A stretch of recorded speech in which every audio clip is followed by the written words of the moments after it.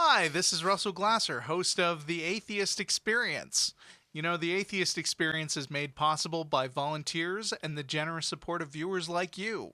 If the promotion of positive atheist culture and separation of church and state are values that you hold, please consider contributing by becoming an ACA member or visiting our product page at evolvefish.com under the Partner tab. Thank you. Hey everybody, welcome to the Atheist Experience. We are live. I'm your host, Matt Dillahunty. Joining me this week, John Iacoletti. Howdy. Welcome to the first Atheist Experience from the United States where marriage equality is finally a reality. Woo! Yeah, woo! I even have like a rainbow on my coffee cup, although evidently it doesn't work too well. I don't know, there's probably some green screen stuff coming through. Who knows?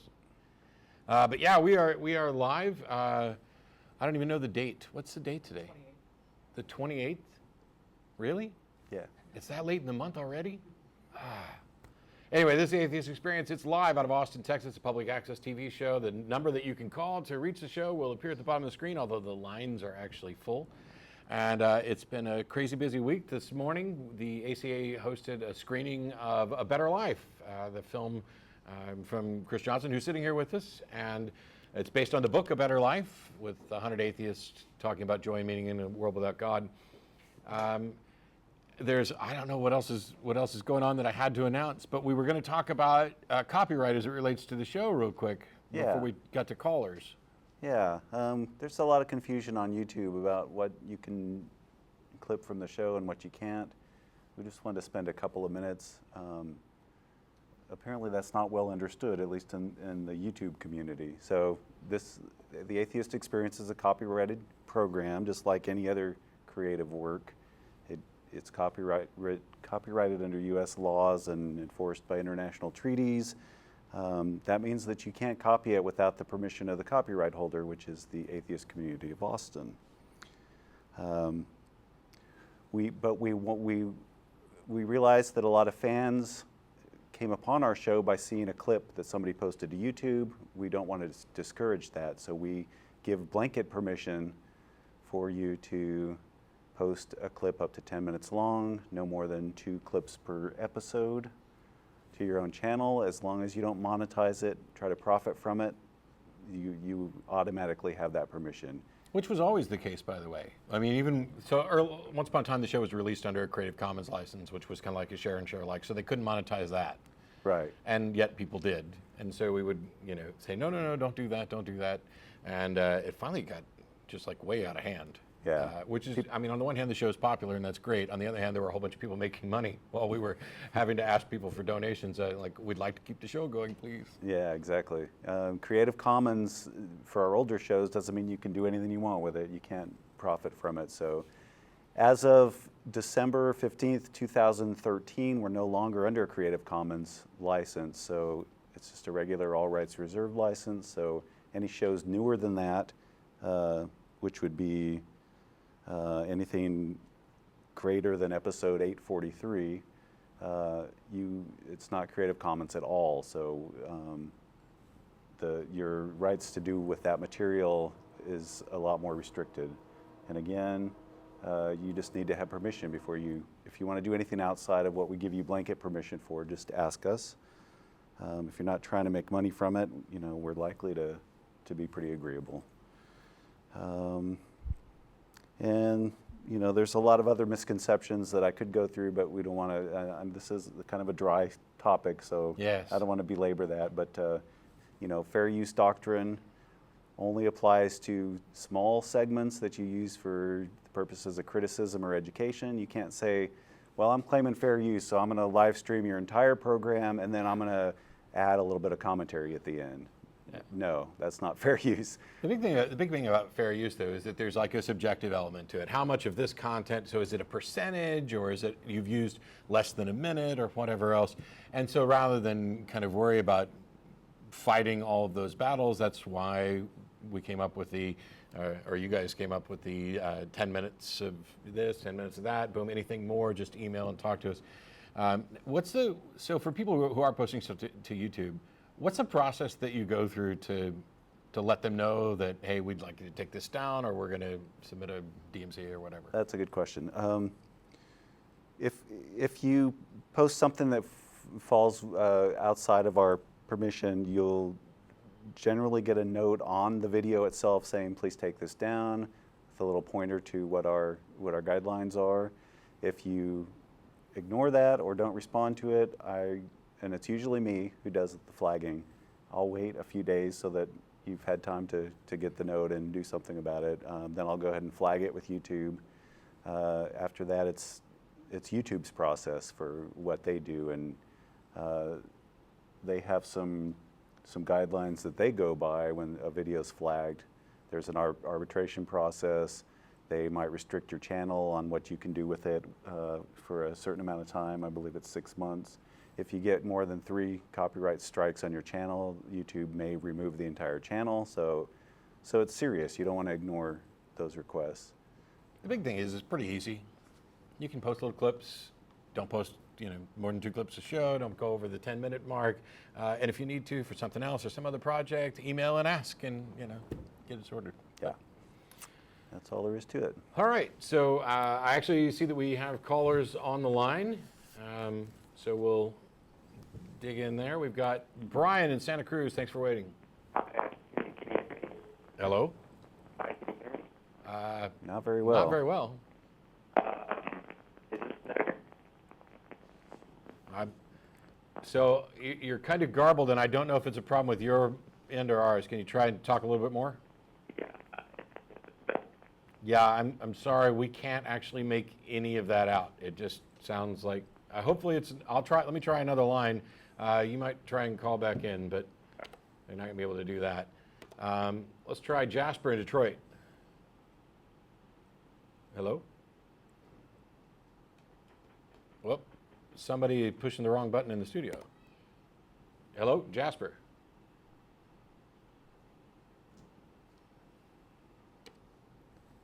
This is live television, Hello? folks. All right, so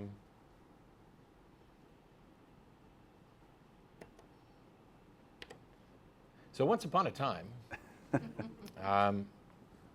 let's see, let me try another one here. Chris, Hello? Chris in East Bay, are you there? I heard a hello there. I heard a hello.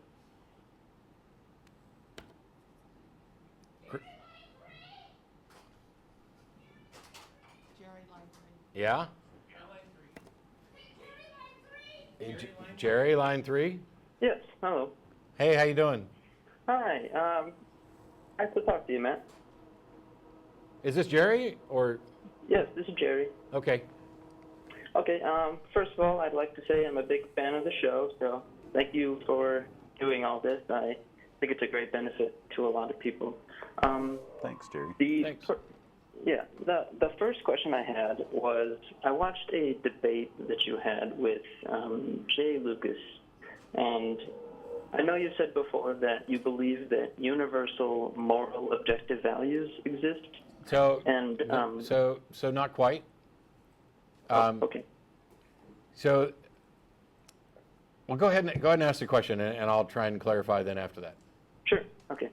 So Jay Lucas brought up a point that wasn't completely answered because the conversation kind of got off track, as most of those usually do. But the question that he had was, how can there be these values if our consciousness is based on physical processes that can vary sometimes greatly between different people? So there's still physical processes. Are you saying that these physical processes are somehow subjective? Are the physical laws of the universe subjective? No. So we are physical beings in a physical universe governed by physical laws. Is there anything subjective about how these laws work? No. So if these laws govern all of our activities, all of our actions, and the consequences of our actions, there's nothing subjective about that either, right? Yeah, I suppose so. Yeah. Okay, so if some of these actions are in our best interest and some aren't, as in whether or not they, encourage us to survive and thrive as opposed to floundering and marring away towards extinction, those are objective facts about the universe as well, right? Yes. right? Yeah, then, yes. Okay, that's the only grounding that I'm talking about with regard to objective morals. If you take a look at it from like another perspective, when we talk about health and we talk about, is this diet healthy or unhealthy? Nobody ever says, hey, why do you care about health? Why? It's just subjective that you should happen to care about health. They just recognize there are objective facts about what's healthy. If we talk about fairness and somebody says, is this fair or is it unfair? We can have a conversation about that because we begin by noting we're talking about fairness, and nobody says, oh, well, why do you care about fairness, or why should you care about fairness? Those questions don't come up, and yet somehow when we talk about morality, which is, I'm with Sam Harris in saying that if we're going to talk about morality with any sense or meaning, it must necessarily relate to well-being, which may be ill-defined. And what you care about may in fact be subjective. There's no requirement that you care about well-being. But if in fact we do care about well-being, we can then have conversations about the objective facts of reality and how they relate to well-being. And it doesn't just become a matter of opinion. Okay. That's my take. All right. Well, thank you. I did have one more question, if that's okay. Sure, because I've got a list here that's not showing anybody else. Okay. All right. In the past, Jen and Russell had a show talking about not calling Christians stupid, and I'm not trying to do that, but it certainly does appear that there's a lot of logical inconsistencies, and what I don't understand is how theists can deal with these or even work around them, and maybe you would have an answer because I know you were a Christian for a long time. But for example, it comes down to the presuppositions you make. If you believe that there's a magical being who can violate the laws of nature, then all of a sudden anything becomes possible. And if you're convinced that this is true, then the fact that something might seem unreasonable to somebody else doesn't mean that it's obviously unreasonable to you. I understand that, but I mean, they still apply certain standards of evidence to other things in the real world that don't require that supposition or where that presupposition isn't necessary. Well, yeah, it's a case of special pleading, and this is one of the things that I keep trying to point out. Is there anything other than their religious claim that they would believe based on the same foundations that they believe the religious claim? Right. And the answer generally tends to be no. Although they will try to come up with analogies. When they talk about faith, well, you have faith that this chair will hold your weight. Well, you could call that faith. I trust that this chair will hold my weight for a number of reasons. But I don't assert that it is just simply a fact based on trust that this chair will hold my weight. It's possible I could sit in it and it could break. I recognize that this is a possibility. The positions that we hold about reality are not only tentative, they're probabilistic. I'm not asserting this chair will absolutely hold my weight. I'm saying based on the bulk of evidence, the fact that I've sat in this chair before and seen other chairs, and I know how they're weight tested, and I know what the standards are, and how companies try to build stuff so that they're at least safe enough to avoid a lawsuit, or at least to avoid too many lawsuits. And all of these things together lead me to some strong likelihood that this chair, assuming it hasn't been tampered with, which you can investigate, will hold my weight. Now, if you want to say that that's faith, okay, I don't think that's the best label for it, because it's definitely a completely different type of faith than what people want to use to justify their religious belief. Yeah, well, I have a friend that I talk about these things with him all the time. We talk for hours, but one of his reasons that he believes in God is because, and I'm not joking here, he prayed 6 different times when it was the middle of winter and he didn't have a coat. He prayed for the weather to change, for it to get warmer, for it to stop snowing, something like that. And 5 out of the 6 times that he prayed, the weather actually changed. I feel like I've heard this story on a call before. Oh. I really, 900 and some odd, I don't know how many shows we're up to, but I just feel like I've heard that before. Maybe somebody emailed about this. I've never heard of that, but that was just my friend that said that, and I just. So he's saying God seems to be saying yes 5 out of 6 times. The 6th time, did God just say no? Or that's what I'm wondering. I don't understand how they can accept that. And when you were a Christian, I don't know why exactly you believed. I know you say you didn't have any good reason to. Well, I never sat around in the cold and prayed for warmer weather and just had it happen. Right, but there's something that you're either ignoring your other usual standard of evidence for believing something. Yeah. And I don't understand that. That's what John was just saying. Yeah, it's confirmation bias, but I think the reason people compartmentalize religious belief is because they really were told that stuff was true before they reached the age of reason and rational thinking. So it's really imbued a lot deeper than their kind of logical, analytical mind. It's almost like it's different synapses, and so they hold on to this and they create a special category. Okay, well, this is religion, this is faith, this is different. And I think people really don't apply the same standards to it because in their mind it's different. It's like a different realm. I've even heard of, what is it, magisteria or something. It's described in fancy terms, non-overlapping magisteria. Yeah. But it's basically the same idea, just trying to make it sound scientific, that God and religion are different and they're not subject to being analyzed that way. Well, the one thing about that particular example is that it's a really poor scientific test. If we just did something 5 times or 6 times and 5 out of 6 times we got a positive result, what can we conclude from that? Well, I don't know that you can necessarily conclude anything from that. Did he try, for example, praying to other gods to see if it was answered at a similar rate? Did he get other people involved to do this? Because there have been proper double-blind studies about the efficacy of intercessory prayer. And it turns out that it works at the rate of chance or worse, depending on whether people know that they're being prayed for. It turns out if people know they're being prayed for, it works less. I don't know if they're get better anxiety for what if I don't get better, will prayer look like it doesn't work, actually makes it worse or not. But just, it's kind of like I prayed and God helped me find my car keys. Well, I'm willing to believe that you prayed, and I'm willing to believe that you found your car keys. Right. What justification do you have for saying that God, in fact, helped you find your car keys? Because so far as I can tell, we have no mechanism to confirm the existence of the supernatural, or that the supernatural can interact with the natural, or that the supernatural, in fact, does. I mean, I did 2 videos that relate to your call on my YouTube channel. One of them is about faith and how, is there anything that you couldn't justify by faith, the type of faith? If I gave everybody in here a quarter and had them all stand up and flip and said, okay, if you flip the tails, sit down. And we kept doing this. Eventually we'd get to the one person who flipped heads, however many times it takes. When you have a bigger audience, you're going to get to much further. An audience here, we might go through maybe 4 tosses or so, maybe 5, before everybody has, flipped at least 1 tails.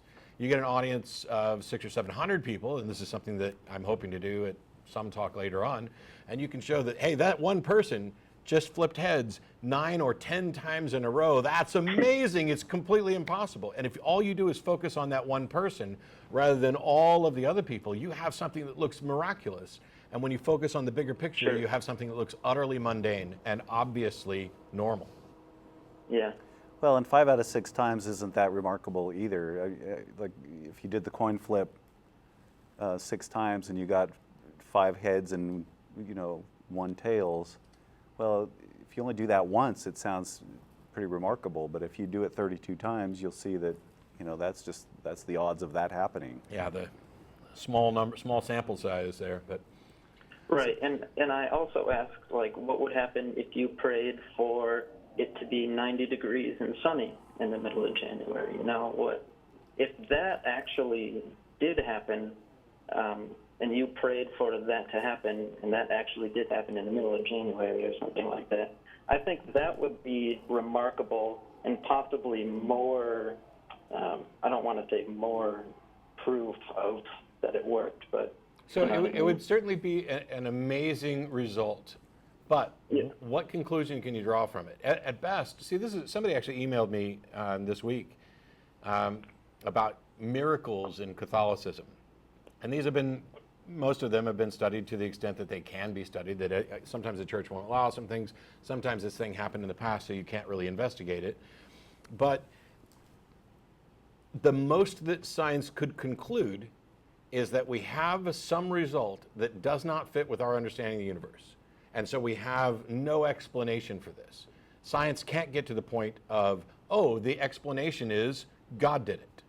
The explanation is something supernatural influenced this. Because you have no mechanism to say that. All you would end up as far as you could get was, we have no known explanation for this, which doesn't mean that anybody is ever justified in claiming their God did it any more than they are claiming that there's a group of aliens who are running a scientific experiment on the Earth, and so they're hiding out just on the other side of Mars, and they have this beam that will come down and occasionally mess with the way things work down here just to see how we react. I mean, how did you exclude that possibility? Yeah. Okay, well, thank you guys very much for your time. I really appreciate it. Sure. Thank you. All right, we got Chris in East Bay. Hello, this is Chris from the East Bay. Hey, how you doing? Hi, Chris. Thank you for accepting my call. I came upon your program on YouTube, like so many other people have, and just to glean knowledge from the subject, that's what I've been doing. And as a result, it compelled me, to come forth and shed some light on the subject. I had the gentleman, when I called earlier, he asked if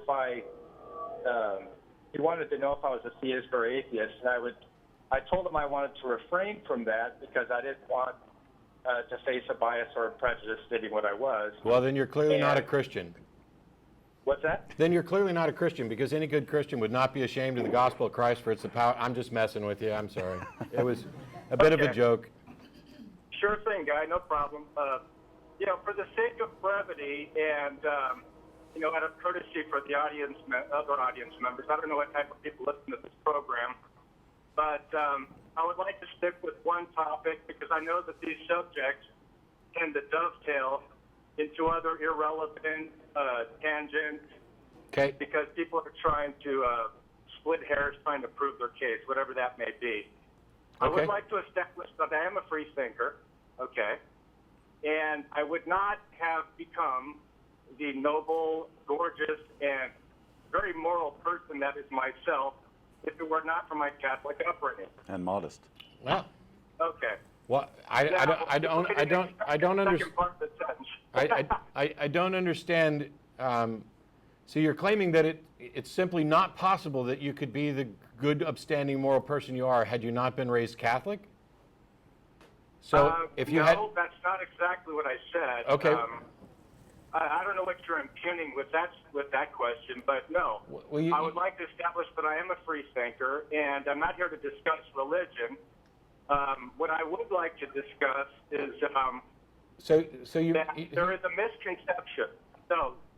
Is that I wanted to discuss Darwin or biological evolution and how it is being misconstrued, and how the modern scientists, atheists, however they identify themselves, that they often either, albeit lack of adequate knowledge of Darwin, or that they're misrepresenting it. Now, I'll give you an example. Can we pause for a second? Because I know this isn't what you called to talk about, but you said something, and I'm confused by it. What are you confused by? I don't understand. Yeah, so you said something that sounded like you couldn't have become the moral person you are absent your Catholic upbringing. Yeah, I think that has a lot. Well, that's beside the point. I just wanted to establish that. But that has a lot to do with my parents, my upbringing, and the foundation that I had as a child, because it provided me a broad purview of the world, and I can credit that to education. So, Chris, I can credit that to my moral upbringing. Chris, but I have a very, I'm sorry? So I think the question I'm getting at, just for me to understand this, are you just, so what you're saying could be viewed as, well, I couldn't be the person I am today if it weren't for everything that happened before, in which I completely agree. For example, I wouldn't be so, probably wouldn't be as good at doing what I do had I not had the upbringing that I had. But that's secondary to, I could not be the person I am today if it weren't for every single thing that happened to me in my past. But that's a rather trivial statement. If instead you were to say, I couldn't be moral if it weren't for the fact that I was raised with these religious ideas about morality, then that implies... Okay, sir, may I interject? I did not say religious ideas. Okay, so what the hell is Catholic? I did not say that. What's Catholic? Catholic upbringing. I said Catholic upbringing. That's a vague statement. Okay. And if it fails, So sir, what is if it I about? may, What at is the it end of your about? What, time- Chris? What is it about Catholic update? What is it that's about Catholic upbringing that is distinct from upbringing? Well, for the sake of brevity, I can tell you about my upbringing, but I don't want to. I don't know how much time is allotted for me to discuss. So that. there's no allotted time for Okay. callers. Callers get to stay on exactly as long as we feel we're having a useful discussion. Okay. I would like to say, because I established earlier, I'm not here to discuss religion. Okay. Okay. That's kind of what the show's about. Yeah. Okay. Can I discuss something else, sir? Sure. Okay. How did the Atheist Experience get its moniker? Do you recall how it came up with the name? I wasn't involved. I mean, the show was around for 7 or 8 years, I think, before I got involved. That was before my time too, but Okay. we're Okay. atheists and we're question sharing we're atheists and we're sharing our experience, so it just kind of seemed I like it. see. That was the Atheist Experience only exclusive to atheist people? I mean, can I or a theist experience something from it as well? Is it only exclusive to atheist people, this Atheist Experience? Can you benefit from hearing about the Are you atheist talking about experience? the I'm not Atheist clear what you're Experience, the asking. TV show, or some other So No, there's the TV show. okay. Because the reason I ask is So- it sounds, the Atheist Experience, that title, sounds like some pretentious kind of pseudo-intellectual, enlightenment, that, hey, we're exclusive. Only we can experience it. And I was wondering if you included... That might be the other people as dumbest, well. most pretentious pseudo-intellectual objection I've ever heard. It doesn't matter what the show is called. This could have been just a nod to the Jimi Hendrix Experience, if that sounds cool. Or, hey, we're a bunch of atheists, and we're sharing, our experiences of the world with people, or we're trying to let the world know that atheists are people who have experiences and enjoy things, or could have been the atheist perspective, as in we are offering the one true official atheist perspective on things, but an atheist perspective, or the perspective of some. Shut up till I'm Excuse me, done. sir. Okay, guy, look. Okay, guy, go look. Goodbye. All right, so we got Joe in Portland. Thanks for waiting through that. Hello. Hi, Joe. Appreciate... Welcome to the Atheist Experience, maybe. Hello? Yes. Okay. So, I've been watching archive back. I'm sorry, Joe, but your phone seems to be breaking up. I don't know if you're on a cell phone with a bad connection or what. Let me try. Hello? Can you hear me now? You're kind of cutting in and out. Try again. Okay, testing. Yeah, that's better. That's better. I've been watching your archive on YouTube back, and I got almost to 06 before I had to quit because I couldn't stand to hear Pascal's Rager or look at the trees anymore. I love trees. I love the trees, but And- that's and just rainbows. a stupid argument. It's I've got a actually an argument that I understand. This whole thing about looking at the world around you, look at the trees. Isn't it amazing the world we live in? And the answer is yes. But the implications that they have, that it's so amazing that I just can't imagine that there's a natural explanation for it.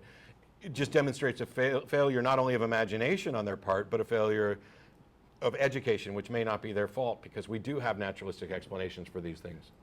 Right. But even if we didn't, that doesn't mean you get to go running off to the supernatural. Completely. I've got a question for clarification. You often say, Matt, that rather than faith, you say, what is it?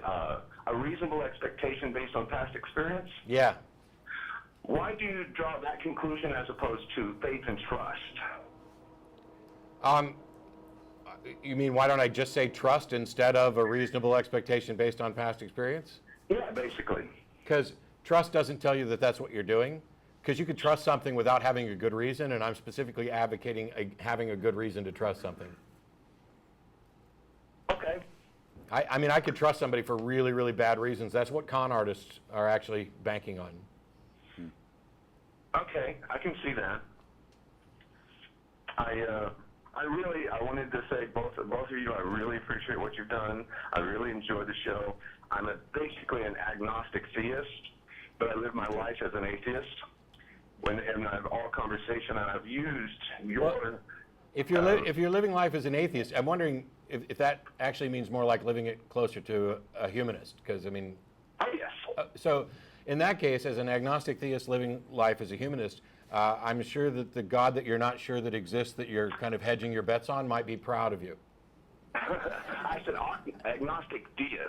Oh, deist. I don't believe in a personal God or any kind of intercessory deity or anything like that. So Okay. why? So this is my. So I hate to do this to you, and you can feel free to duck. I don't get deists at all, because Okay. the God that they're advocating for is one that is utterly useless. It's a God that doesn't manifest in reality in any way. And so if there's something that doesn't manifest in reality, then its existence is indistinguishable from its non-existence. So I don't understand how anybody can have any sort of rational basis to conclude that there's some God that exists but doesn't give us any way to detect this. That's why I said I live my life as an atheist, because I don't have a rational basis. It's based totally on personal experience. It's something that I want to feel, I want to understand, I want to believe. It's more based,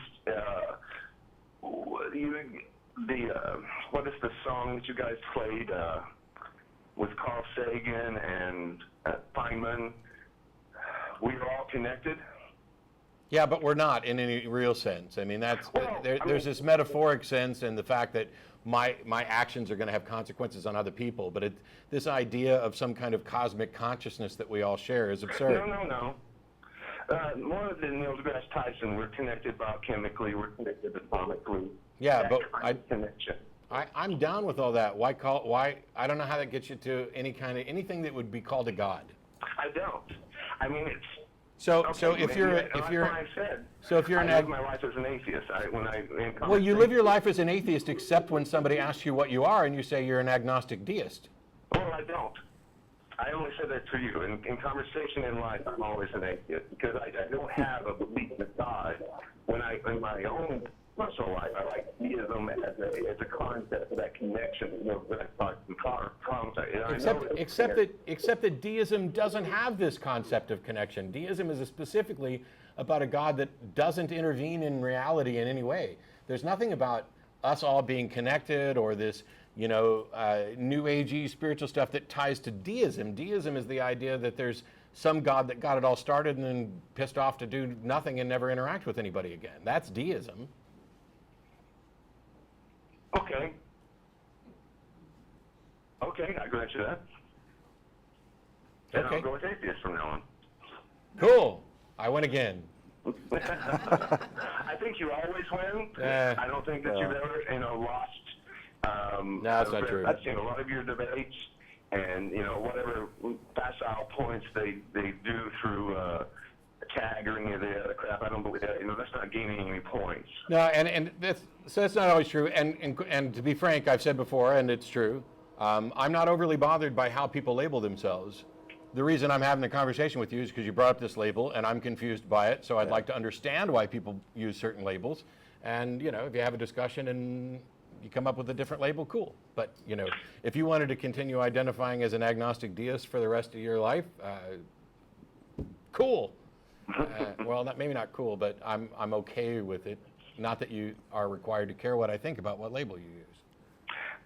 Yeah, I think you're entitled to call yourself whatever you like. We're just trying to understand, what distinction you're making there, I guess.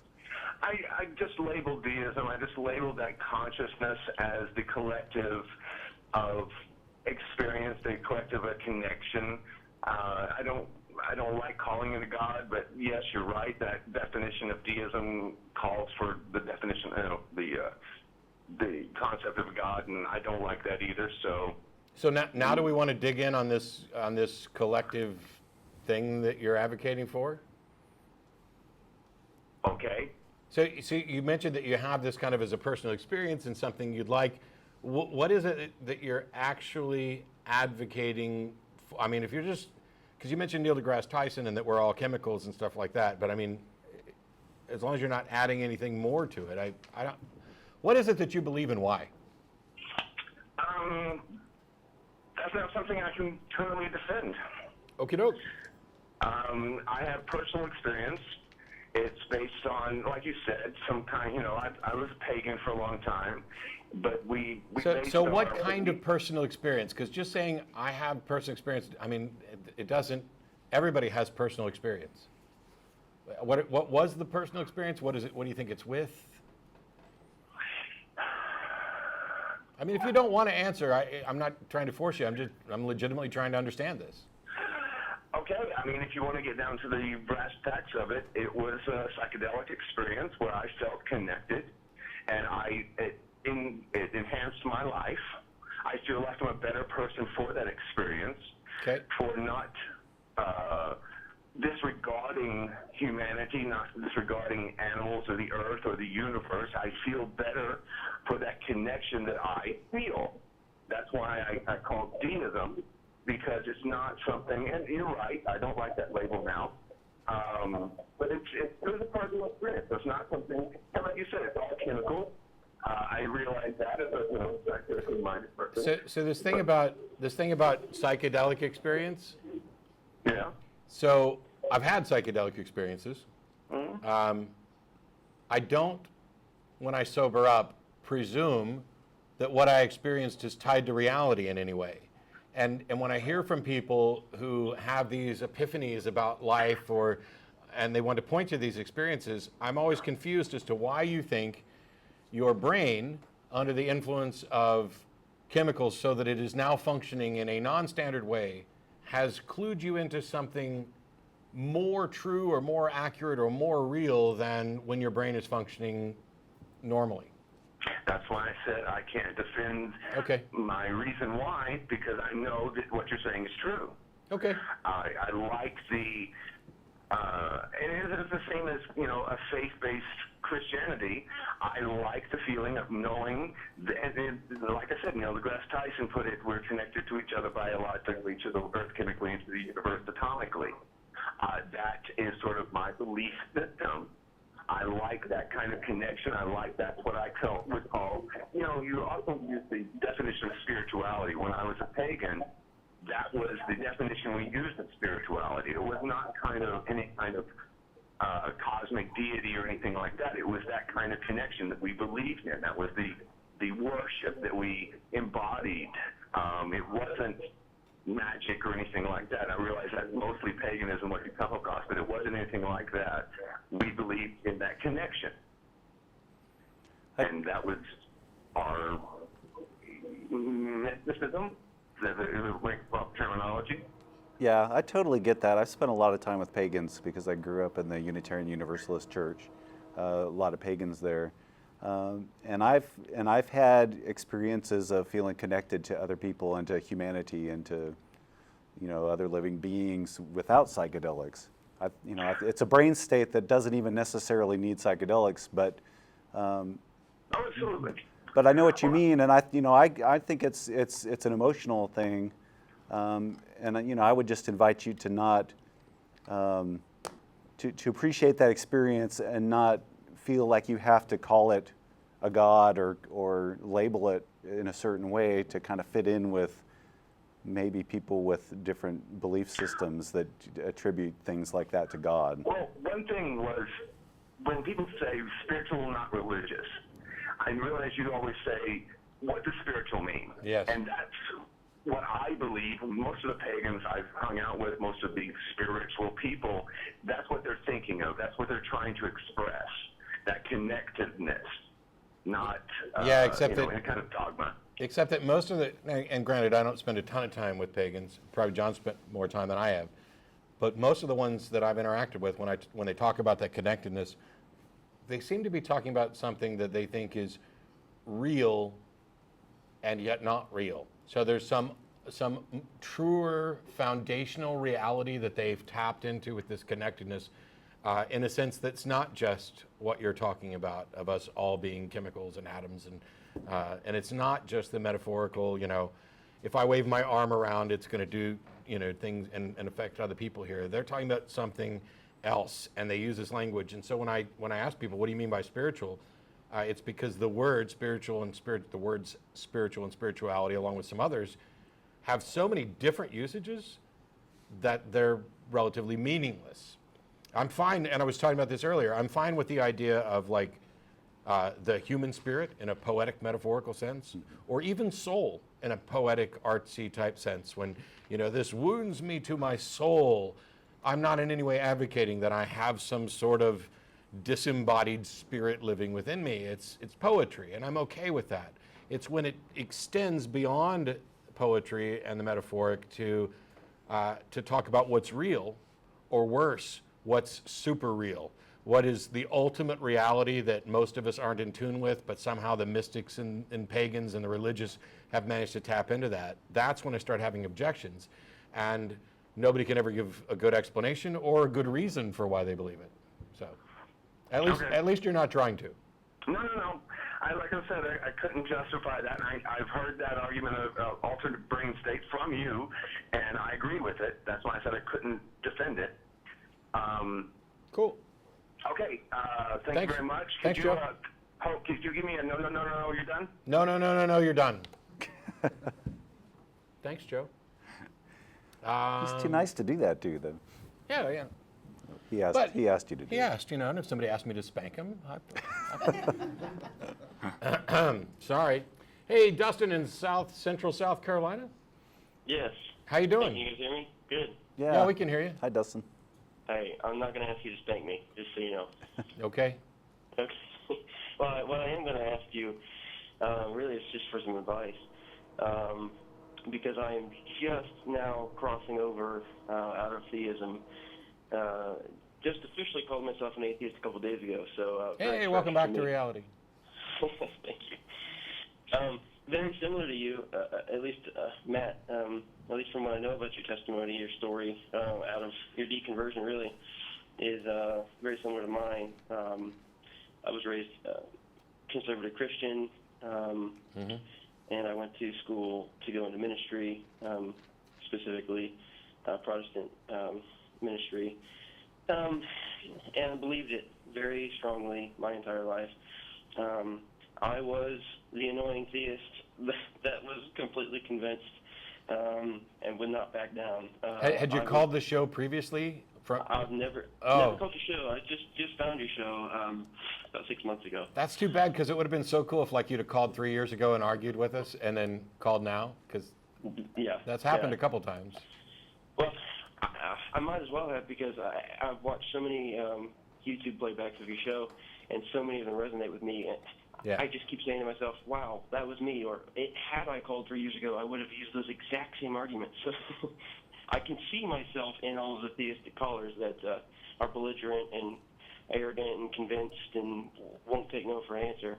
So I'm wondering if you've reached out to recoveringfromreligion.org.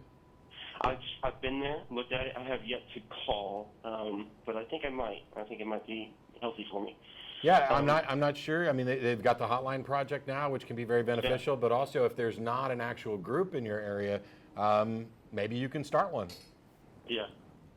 But anyway, you had an actual question. I didn't mean to derail you. No, that's okay.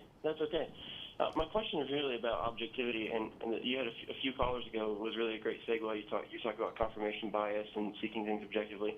That's really what I want to talk about, because I hate jumping to conclusions. I don't consider myself an intellectual, meaning that I'm somehow arrogantly placing myself on a higher mental pedestal than others. But I know that I'm a deep thinker, and I always have been. And it irritates me when people jump to conclusions or strongly believe something without justification of that. which is funny because it used to be me. Yeah, we're in the same boat there too. Yeah, We are both frustrated at the way we used to be, and that gets it. So this whole thing about doing your diligence to make sure that the conclusions that you reach are as accurate as possible.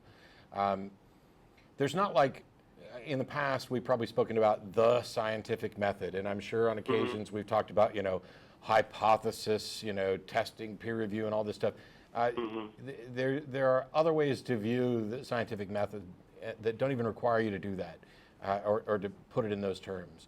So this application of critical thinking and evaluation to evidence is to make sure that whatever conclusion you reach it needs to be tentative and subject to revision when new information comes along. Sure. As we learned from David Hume, the wise man apportions his belief to the evidence, so your confidence level in your conclusion needs to be proportional to the evidence. But the big thing to try to avoid subjectivity is, hey, John, do you see that too? Yeah. Yeah. So not just to rely on yourself. This is where the whole thing of peer review comes from. This is where people go out and try to replicate other people's results. I remember as a kid, you were laying out on the trampoline and it looked like the moon was moving. And so the first thing you do is you start asking people around you, hey, do you see that too? There's a big problem with that, though, when those people's answers are subject to wanting to fit in and be included in all the other people who are seeing the moon move. And so you need to find ways of testing it where somebody who doesn't have a vested interest in whether or not the moon is moving and wants to be a part of your little club then chimes in on whether or not the moon was moving around. Yeah, that's great advice. Unfortunately, it's extremely difficult in the Bible Belt to find someone who doesn't have a vested interest.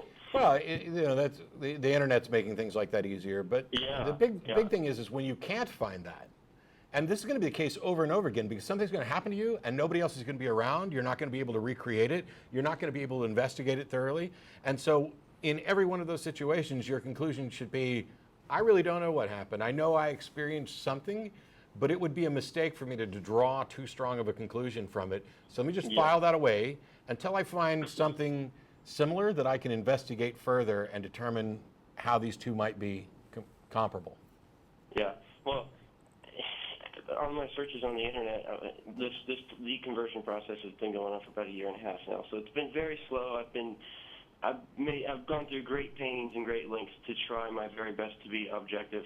But I'm still not quite sure I know how that works. And as I've been looking on the internet, it's so hard to find anyone in the world without a vested interest. It seems like everyone has already reached a conclusion one way or the other, and they're going to be a bulldog and stick to their guns. It's so hard to find anyone who is willing to say, yeah, I was wrong. I know they exist, but I don't know where you find those people, and I want to be that guy. Yeah, it's. I think one thing to keep in mind is that we're all subject to bias.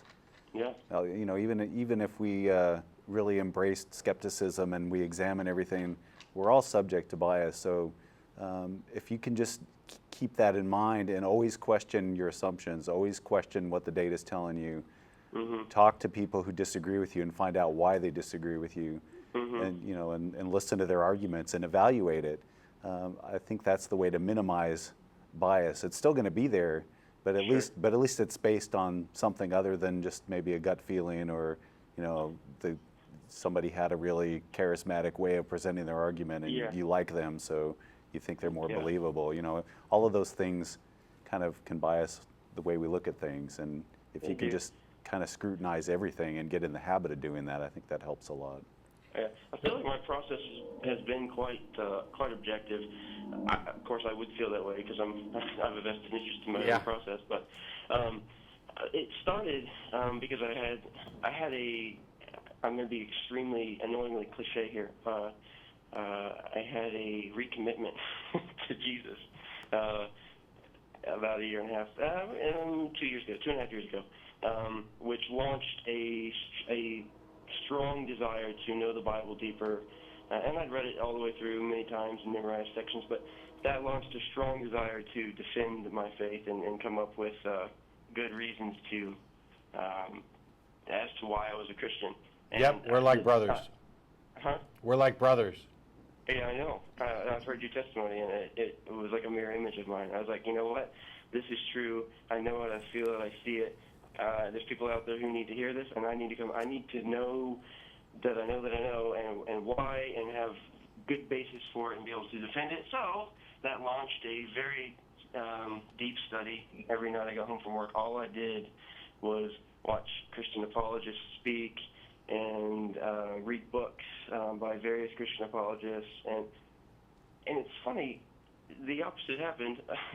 The more I read, the less I was convinced, and the more I watched, the more I scratched my head, and the more I wanted to believe, the less I could, and it became undeniable that I was very unsatisfied with these answers. Yeah, and it's I'm suspecting that it's probably because you wanted to have good reasons for the beliefs that you had and kept coming up short. Yeah, absolutely. But so here's the basis of my question, or the foundation of my question, really. Okay. I know who I used to be, and I know why I used to believe, and I can, looking back and analyzing myself, I understand why I was so convinced. And so I can empathize with those who are so convinced about theism and specifically Christianity. I get it. I don't appreciate those who bash theists because I understand it. I can empathize in a way that others perhaps cannot, even though I think there's no justification for it. But again, my question, having analyzed myself and knowing that I used to be that, I know that I am prone to confirmation bias, just as everyone is. I know that I'm prone to emotional responses. I know that I'm prone to run after something that feels right and feels good and latch onto that like a bulldog. And I don't want to do that anymore to anything that is short of truth. And while I feel like atheism is a huge step in the right direction, I would hate it if I made the same mistake again. You're fine. How do I avoid being that gullible again? You're fine. You avoid it by doing exactly what you do. Recognize that you have the problem, that you don't want to continue it, and so you are clearly taking the steps to avoid that. I mean, you're going to be just as neurotic as I was, and you're going to be your own worst critic, and you're going to keep going through this over and over and over again, and you'll be second guessing yourself and rethinking it and reevaluating it, probably for a long ass time, maybe forever, and that's fine. Yeah. It's what I do every single day of my life. Yeah. Matt, is there ever anything that is there a compelling argument on the other side, on the theistic side, that ever makes you scratch your head and not make you question whether or not you should be an atheist, but just say, that's a great argument. If there was one thing that gave me pause, it would be fill in the blank. John, you want to? I've never come across anything that made me react that way. There are arguments that I understand why they're compelling to people. When they're addressing people's fears and about grief and loss and dying, and wouldn't it be nice if we could live forever? I understand why those things are appealing. I don't find any of them convincing with respect to whether they're true. And so I think probably the closest is probably arguments that get to first cause and origins in the universe, because this is like a roadblock that we can't investigate beyond. And so the only real answer that we have there is I don't know. And that's particularly frustrating. And so I don't find because what's happening is the theists are claiming, oh yes, we do know, it's God. Mm-hmm. And I don't find their arguments compelling, but I definitely understand why people run to them. Yeah. But the big difference is becoming comfortable with not becoming comfortable with not knowing, but becoming comfortable with acknowledging that you don't know. Yeah. And then not pretending that you know until you do. Yep. I appreciate the honesty. That's really the only theistic argument that gives me pause anymore.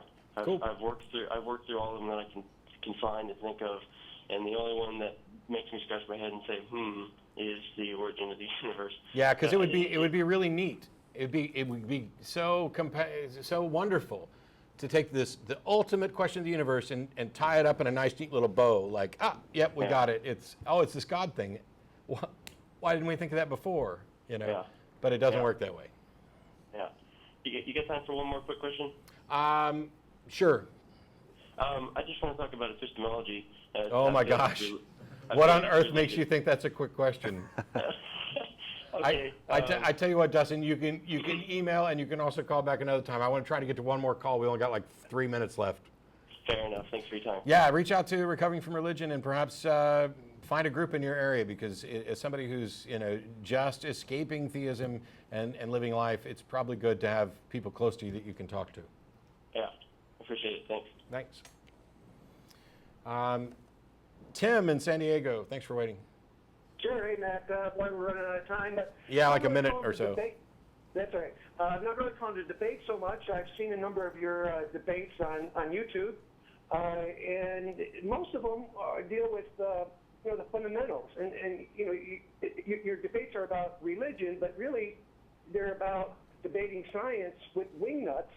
And you bring a science textbook to the table, and they bring a Bible. Yep. And it's really just kind of a silly argument back and forth where no one's really going to win. Although obviously, you win on the science. So I don't look at debates as a win-lose in that sense. I don't think that I'm going to change my opponent's mind, or even most of the people in the audience. It's about having the conversation and getting the information out to all the people who are willing to assess that information and perhaps be willing to change their mind.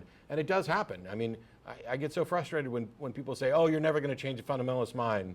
Excuse me, I was a fundamentalist for 25 years. My mind was changed, as were the minds of many, many other people who are in the atheist movement and active on behalf of the atheist movement. So this idea of futility is just, I mean, it's wrong. It's flatly wrong. It's refuted by actual evidence. But when you talk about debates in terms of winning and losing, I understand that the majority of people who walk in are going to walk out with pretty much the same view. And if they came in agreeing with one side, they're going to think that that person won the debate. And now there are exceptions. My question is why don't you sometime call it a debate of Christian mystic? Because Christian mysticism is really all about religion. Christian mystics, they interpret the Bible primarily metaphorically. They don't rely on the Bible as a science textbook. So if the question is why won't I debate X, the answer is probably I probably will if you can find somebody who's willing to debate the other side. Okay, that's a problem. I don't think there's a whole lot of mystics out there. It's one of those things. It's kind of obscure, although they've been around forever. Yep. Those are the monks. Those are the guys who go into monasteries. They're putting the credits up. The show, unfortunately, is over. If there's a Christian mystic out there who wants to do a debate, maybe we can work something out. Thanks everybody for calling in. Thanks to the studio audience and the people who make the show happen, and Johnny I. And Russell will be hosting for the next 2 weeks. We'll see you then. Bye-bye.